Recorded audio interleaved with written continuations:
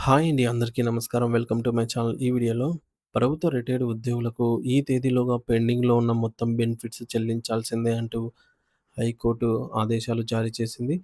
దీనికి సంబంధించిన పూర్తి వివరాలు ఈ వీడియోలో తెలుసుకుందాము. వీడియో అయితే ఎక్కడే కానీ స్కిప్ చేయకుండా ఎండ్ వరకు చూసేయండి. అప్పుడు ఇన్ఫర్మేషన్ పూర్తిగా అర్థమవుతుంది. అలాగే వీడియో చూస్తున్న ప్రతి ఒక్కరు వీడియోకి లైక్ చేయండి ఫ్రెండ్స్. ఈ వీడియోని తోటి ఉద్యోగ, పెన్షన్ మిత్రులతో అయితే షేర్ చేయండి. కొత్తగా మన ఛానల్‌ని చూస్తున్నవారు ఇంకా ఎవరైనా సబ్స్క్రైబ్ చేసుకోకపోతే వెంటనే మన ఛానల్‌ని సబ్స్క్రైబ్ చేసుకోండి. సబ్స్క్రైబ్ చేసుకోవడం వల్ల నేను చేసే ప్రతి ఒక్క వీడియో మీ వరకు రీచ్ అవుతుంది. ఇక ఆలస్యం చేయకుండా వివరాల్లోకైతే వెళ్ళిపోదాము. ఫ్రెండ్స్, ఇక విషయానికొచ్చినట్లయితే తెలంగాణ రాష్ట్ర సర్కారుకు గౌరవనీయ హైకోర్టు అత్యంత ఘాటైన మరియు స్పష్టమైన హెచ్చరికలు జారీ చేస్తూ ఉద్యోగ విరమణ చేసిన వారికి సంబంధించిన బకాయిల చెల్లింపులపై ఒక సంచలన నిర్ణయాన్ని అయితే వెలువరించింది. ప్రభుత్వ విభాగాల్లో దశాబ్దాల పాటు నిస్వార్థంగా సేవలందించి వయసు మళ్లిన తర్వాత ప్రశాంతంగా గడపాలని రిటైర్డ్ ఉద్యో ఆశించేటటువంటి రిటైర్డ్ ఉద్యోగుల పట్ల ప్రభుత్వం చూపుతున్న నిర్లక్ష్యంపై ధర్మాసనం తీవ్ర అసహనాన్ని వ్యక్తం చేసింది. న్యాయస్థానం ఇచ్చే ఉత్తర్వులను చాలా తేలికగా అంటే ఆషామాషీగా తీసుకోవడం ఏమాత్రం సరికాదని కోర్టులతో ఆటలాడటమే మానుకోవాలని రాష్ట్ర ఆర్థిక శాఖ ముఖ్య కార్యదర్శి సందీప్ సుల్తానియాకు హైకోర్టు అల్టిమేటం జారీ చేసింది. పెన్షన్ బకాయిలు మరియు ఇతర ప్రయోజనాల విషయంలో ప్రభుత్వం అనుసరిస్తున్న కాలయాపన ధోరణిని న్యాయస్థానం తీవ్రంగా తప్పుపట్టింది. రిటైర్డ్ ఉద్యోగులకు చట్టబద్ధంగా దక్కవలసినటువంటి ప్రతి పైసాను అంటే pension, general provident fund, GPF, commutation amount ఒకవేళ కమిట్ చేసుకుంటే కమ్యుటేషన్ అమౌంట్, గ్రాట్యుటీ, అర్జిత సెలవుల నగదు, ఎర్న్డ్ లీవ్ ఎన్‌క్యాష్‌మెంట్, అలాగే సరెండర్ లీవ్ మరియు గ్రూప్ ఇన్సూరెన్స్ వంటి అన్ని రకాల పదవీ విరమణ ప్రయోజనాలను వాయిదాలు లేకుండా ఒకేసారి చెల్లించాల్సిందే అని ధర్మాసనం నిక్కచ్చిగా తేల్చి చెప్పింది.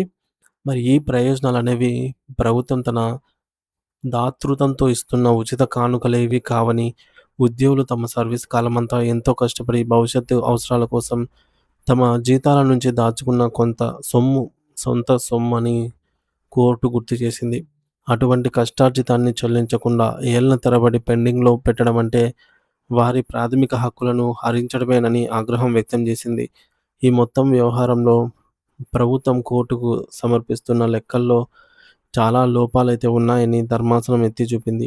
దాదాపు 7,758 మంది పిటిషనర్ల వారికి బకాయిలు చెల్లించాల్సి ఉండగా కేవలం 221 మందికి మాత్రమే చెల్లించారని, మిగిలిన వారి పరిస్థితి ఏమిటి అని కోర్టు నిలదీసింది. ప్రభుత్వం 737 మందికి చెల్లింపులు చేశామని వాదిస్తున్నప్పటికీ న్యాయస్థానంలో పరిష్కారమైన పిటిషన్ల సంఖ్య కేవలం 221 మాత్రమే ఉండటంపై తీవ్ర అసంతృప్తి వ్యక్తం చేసింది. అంటే ప్రభుత్వం చెబుతున్న లెక్కలకు క్షేత్రస్థాయిలో జరుగుతున్న వాస్తవాలకు ఎక్కడా కూడా పొంతన కుదరటం లేదు. అధికారులు కేవలం టోకన్‌లు జారీ చేసి చేతులు దులుపుకుంటున్నారని, టోకన్‌లు ఇచ్చినంత మాత్రాన చెల్లింపులు జరిగిపోయినట్టు కాదని మండిపడింది. మరి రాష్ట్ర వ్యాప్తంగా దాదాపు 3,658 టోకెన్‌లు జారీ కాగా అందులో కేవలం 1,058 మందికి మాత్రమే నగదు అందిందని, ఇంకా 2,600 టోకన్‌లు కేవలం కాగితాల మీదనే పెండింగ్‌లో ఉన్నాయని కోర్టు గుర్తించింది. గత విచారణ సందర్భంగా ఏప్రిల్ 9వ తేదీలోగా బకాయిలన్నీ చెల్లిస్తామని ప్రభుత్వం ఇచ్చిన హామీ ఏమైందని న్యాయమూర్తి ప్రశ్నించారు. ఇచ్చిన మాటను నిలబెట్టుకోవడంలో ప్రభుత్వం విఫలమైందని, ఇది న్యాయస్థానాన్ని ధిక్కరించడమేనని ఆగ్రహం వ్యక్తం చేశారు. అందుకే ఇప్పుడు జూలై 10వ తేదీ వరకు కూడా మరో చివరి అవకాశాన్ని ఇస్తున్నామని, ఆలోగా ప్రతి పిటిషనర్‌కు పూర్తి స్థాయిలో బకాయిలు చెల్లించి, ఆ వివరాలతో కూడినటువంటి నివేదికను సమర్పించాలని చెప్పేసి కోర్టు ఆదేశించింది. ఒకవేళ జూలై 10వ తేదీ నాటికి ఒక్క పిటిషనర్‌కు బకాయి అందకపోయి ఉన్నా సరే, అంటే ఈ రోజు లోపల ఎవరికైనా సరే బకాయి ఉంది అంటే, గతంలో ఇచ్చిన ఉత్తర్వుల ప్రకారం ఆర్థిక శాఖ ముఖ్య కార్యదర్శి సందీప్ సుల్తానియా వ్యక్తిగతంగా కోర్టుకు హాజరయ్యి ఆహ్, విచారించాలి. అంటే హాజరు కావాల్సి ఉంటుందని జెప్పేసి, ఆయన మీద విచారణ ఉంటుందని జెప్పేసి హైకోర్టు అత్యంత కఠినమైన స్పష్టం చేసిందనమాట కఠినంగా.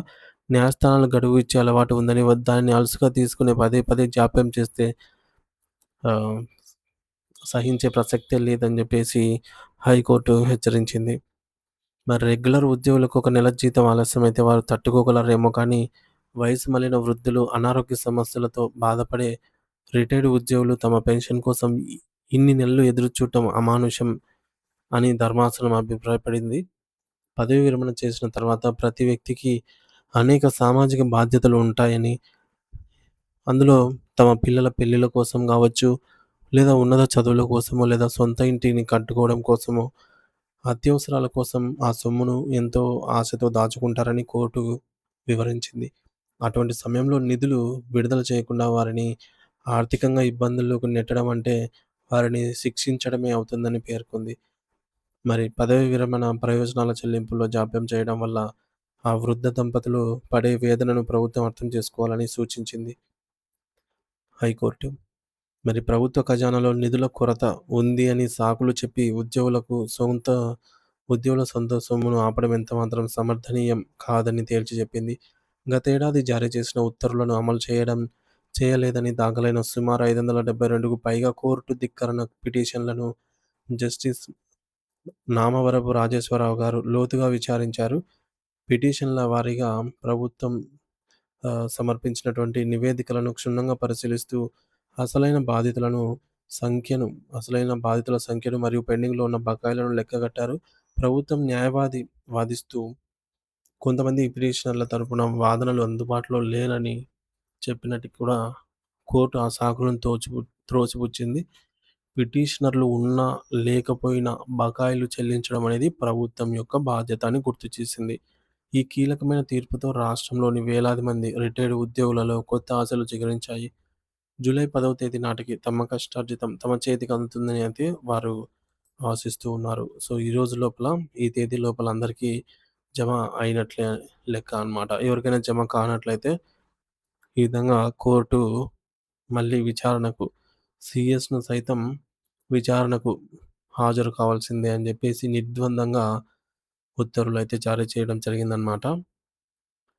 సో, మీలో ఎవరికైనా జమ అయినా, కాకపోయినా కామెంట్ ద్వారా తెలియజేయండి friends. Thank you for watching this video.